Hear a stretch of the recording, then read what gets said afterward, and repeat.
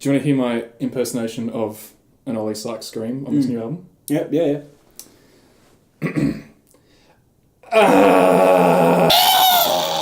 That's exactly it. Mantra.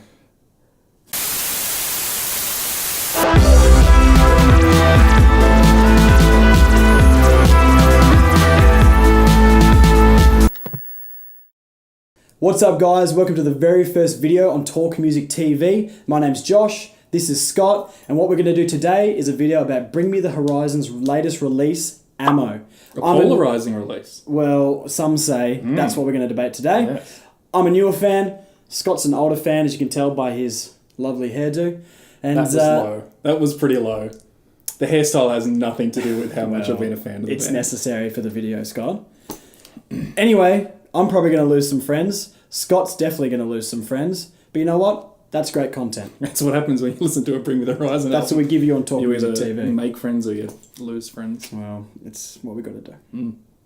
So, as you said, I've been a fan of Bring the Horizon for quite a number of years. Early I days. found out about them when they did Suicide Season. I like their heavier stuff. I'm a big fan of Suicide Season, There Is a Hell, basically all of it. Count Your Blessings was a bit but after that I think they refined their sound a lot better, and from Suicide Season on, it's been just musical happiness. But you came into Bring Me the Horizon a little bit later A bit later, yeah. I'm a bit younger than Scott, so I was growing up and Sempiternal came out.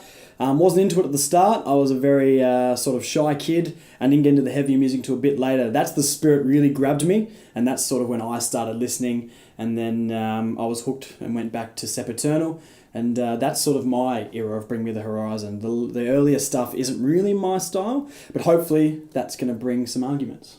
So Ammo was released, I think it was on the 25th of January 2019. Yes. And they had, I think it was 5 singles that they introduced the album with. Correct. They started off with Mantra and then Wonderful Life, which Yes. was a little bit more familiar to that Bring Me the Horizon song of the last albums. A flow on from That's the Spirit for sure, yeah. And then they did, I think it was Medicine, Mother Tongue, and Nihilistic Blues. Nihilist Blues. Nihilist Blues, which, all have been met with much criticism and support. It's a mixed bag, that's for sure. I think the key with the review today is that we actually don't know each other's opinions on this album. I've listened to it lots. Scott has done the same, but we haven't really. But I've listened to it yet. more.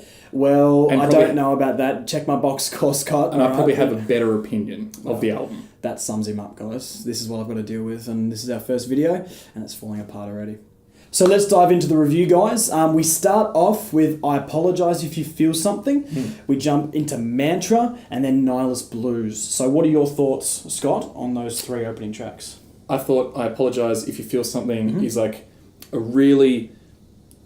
it's a really good track to like set the tone for what this album is going to be. Yes. It's kind of like disjointed. It's very different to anything else they've done on previous albums. Yep. As a song though, it's like pretty, like it's just the intro. It is an intro, I don't think we're going yeah. to talk a hell of a lot about, structure. and all Great that way kind to of stuff. open, I think, though, yeah. And then you go into Mantra, and Mantra's that familiar sound that we've had from Bring Me the Horizon, arena Yes. rock heavy, like turn the volume up. It's got big guitars. Like we said, that follow-on from That's the Spirit. Yeah, so I mean that's like an awesome song just off the bat. And it's got that little mantra hook that's like in that like little Mantra. voice. Yeah, I Apologise If You Feel Something is a fantastic track. Mantra's a fantastic track, and so is Nihilist Blues. But the connection between the songs isn't there. They don't flow into each other at all. Love the individual songs, and all 3 songs are in my playlist. But there's just no coherency. but isn't that the point that like with this album, most of it's been like they don't necessarily flow 100% into one another. Yeah, because that is constant through the album. Yeah. But I don't like it. Well, takes all sorts. And to Ollie? make it. I hope you're watching. He doesn't care. No, He doesn't care. he does.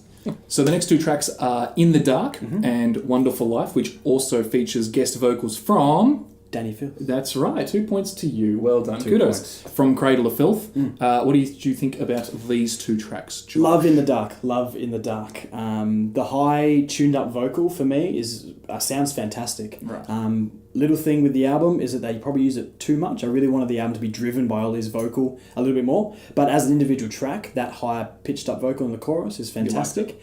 And it's just a groovy song, isn't it? Do people still use that word, groovy? I'm bringing it back, Not guys. most people. It's groovy. Not all most right. people. Wonderful Life. The only people that tend to use the word groovy are those who are like probably sociopaths. I'll take it. Wonderful Life was next. Love this song. This song, first time I listened to it, my head exploded, basically. Right. Fat riffs, all sorts of stuff going on. Originally written for Limp Bizkit, I think, when they were producing their new album. Yeah, they were like either writing for or with or in like collaboration, like it was sort of like some bit of a project. But yeah, I thought Wonderful Life. I'm going backwards. I'm switching it up here a bit, guys. So stick with us.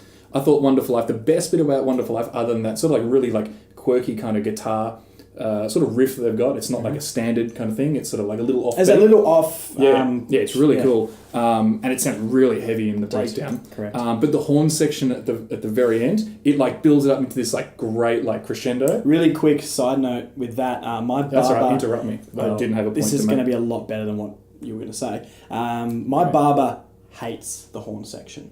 Hates it. It gives me a good cut. Well, I hate your barber. Well... Anyway, but it's not about this barber. I'm not here to talk about your hair anyway. And also, In the Dark, I'm like still 50-50 on. It's got this like really like kind of upbeat poppy, like almost like Ed Sheeran kind of like guitar riff, like chord progression. But it's like lyrical content is actually pretty dark. Correct. Hence, In the Dark. Who would have known? Your barber really hate that song. What? Your barber really hate that He song. hates it, and he hates Follow You as well. Really? Yeah. Is that the one with the saxophone solo? It is, isn't it? Yeah, he hates it. Your barber's a really Yeah, but he's cutting my hair with it, and he's razoring the back of my neck, and he's saying how much he hates Bring Me the Horizon. I'm like, I can't tell him I like this song. You're not going to throw I had to pretend I liked Count Your Blessings, just so I didn't get my neck cut. We're not going to go too far into the two interludes into the album, which is Ouch and then Fresh Bruises comes up a little bit later. Really quickly, I kind of feel like there's no point having them in there. Like, honestly, the album's so much everywhere. I've heard Jordan Fish say that they wanted to include him so that he could like reset the album and then they could go off on this next tangent. But I kind of feel like the album's so all over the place anyway with the sound. You don't really need That it. was going to be my point too, especially Fresh We've Bruises. Which is blowing my mind. Wow. But Fresh Bruises doesn't need to be there. No. It just doesn't need to be. And Ouch is a little bit different because I like the lyric in Ouch in the chorus. Which is obviously still about Hannah Snowden and his previous relationship. Did you know about that? I did, but that's the mystical insinuation. part about it. Yeah, you make a lot of assumptions, Scott, and in 2019, don't do that. No. But yeah, Ouch is definitely my favourite of the two. Fresh Bruises, to me, did not need to be there. So the next couple of tracks we've got Medicine, which was one of the singles from the album. It was actually the third one released. And then we go into cheeky title, Sugar, Honey, Ice and Tea. Cheeky Did you get the references to like what they were sort of like alluding to? I did. Did you? I did, Scott. I did. What were your thoughts on that? What were your thoughts on the song and the title? It was shit. What were your thoughts on these two tracks? Well, Medicine, first time I listened to it, loved it. This was probably my favourite first up listen out of all the songs. Now I know I can see your face, Scott, and I know you're all like, oh, count your blessings and stuff. But I don't mind the poppier side. It frustrates me when people say this is straight up pop. It's definitely pop rock. But I loved this song straight out of the gate. Next track, Sugar, Honey, Ice and Tea, my favourite song on the album. Right. Straight up banger, ladies and gentlemen. Is it the best song on the album? It's the best song on the album. That's a huge goal. This is the song that I've been replaying over and over and over. I love everything about it. Riffs, vocally, the editing style. It's got that auto-tuned voice back in. It just suits it's like it. prominent, like in the but dark. it's great. It's great. And like I said, I think it's used a little bit too often on the album, but when I look at the individual track, perfect.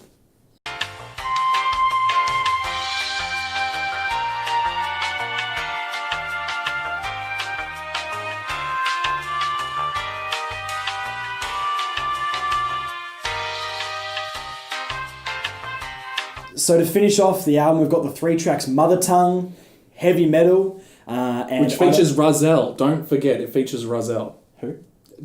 Some dude they got him to do like 2 vocals on it. No, he actually says the words. Oh, interesting. And I don't know what to say, which is me a lot of the time around this guy because he doesn't shut up. So thank you for leading that into me because that was a good segue.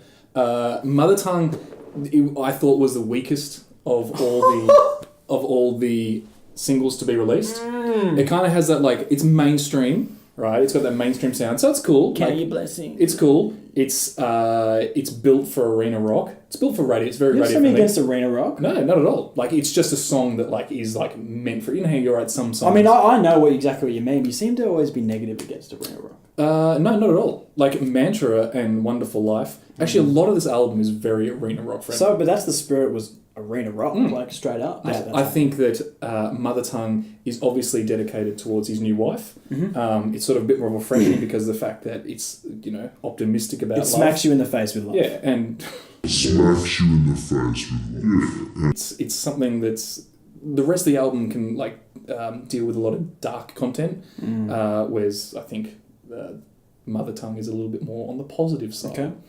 And then you go straight into heavy metal, which is obviously like a little satirical shot at their fans who are sort of like not liking the fact that they are leaning more towards different sounds and not that Count Your Blessings, Suicide Season. What do you think of the outro? What do you think they're trying to sort of get across when they do that little outro bit at the end? I think it's just like a little sneaky shot. I think it's like Ollie saying like, I can still do it. Yeah, I can still do it. We're just not. But I would have liked it had he... 17.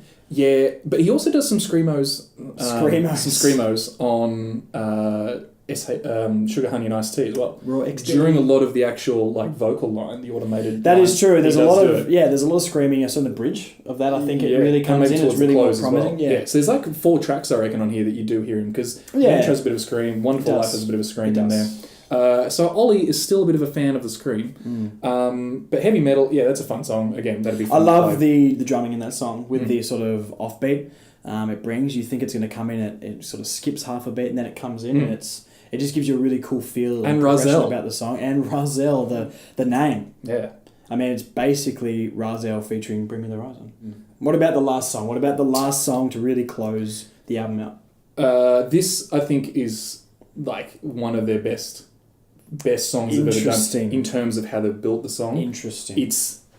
It's not so much like a ballad because from what I've read, and I could be ballady wrong on vibes. Yeah, it was about a friend of Ollie's that was sick and apparently has passed away. Yes, I think passed away during the recording of it. Something like they were that. writing it while he was alive, and then passed. The song was like an ode to this guy. Yes. And I think it's like a pretty powerful song in how they built it. I think this song is like the perfect encapsulation of all the band coming together. It's soft at the start. It features some pretty heartfelt lyrics. Jordan is simmering underneath the music with a lot of his keys and synths and stuff like that, which builds the song up. And then Lee gets to do a solo in the end. I reckon it's probably their most like polished effort out of all the ballads that they do. Okay. I think it's better than Mother Tongue. And anyone who disagrees is factually incorrect. That's factually incorrect. So just to sum up, give me a minute description of what you think of Ammo overall as an album. I'm not going to give you a minute description. I'm going to do it in so much quicker than that. Well, all right. So Giddy Up. Ammo as an album is not going to be what I will introduce someone who says, let me get into Bring Me the Horizon, show me their album, what's the best album to get into. Okay. I'm going to show them Sempiternal, That's a Spirit. Because I think that is the most friendly introduction to the band, and then if you gauge it from there and say, well, they had heavier stuff or they went in this direction. I think Ammo is the collection of a lot of really good songs that encapsulates where the band is and their interests and their sounds. It also has probably the biggest inclusion of Jordan Fish and his synth sound in there. That is true. So I would say most of the album is pretty good, and I think it's a strong collection of songs.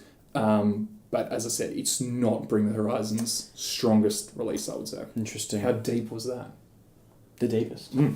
So, with all that said, what do you think of the album? Overall, Ammo, great album. Fantastic album. I think this is a big sort of sigh of relief for the band, really. I think they've wanted to try and experiment this much for a while. Obviously, there's been pressure on them and all that sort of stuff, and they started with That's the Spirit. But it just feels like a big sigh of relief, personally. Right. Track by track, the album is very, very good, but my biggest issue is it doesn't flow into each other. If that's what they were going for, fine, but personally, it doesn't really flow very well. So you actually kind of agree with me? I do. Whoa! How about that? Well, this is pretty rare. Wow. Maybe the only time this happens. I reckon you actually probably just like heard what I was saying, it was like, Absolutely I not. can't counteract that. Absolutely so I thought not. I'll probably just you're No probably chance. right, Scott. No. You probably No chance of Yeah. that happening. But yeah, great album overall, I think. I like the experimentation. But yeah, only sort of gripe on the album. It doesn't really flow. But other than that, fantastic.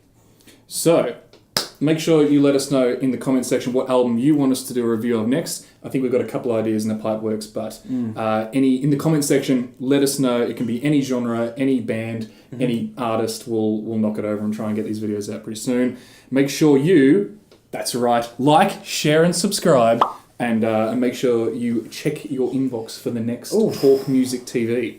And make sure you hit that bell notifications, because apparently the bell notifications Correct. allows people to be notified Internets of and stuff. And when the next notifications. time I can prove you wrong.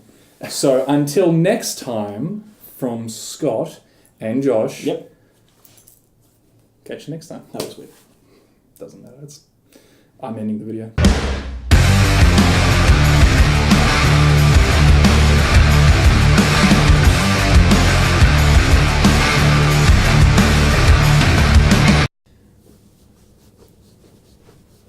I don't know why I did that.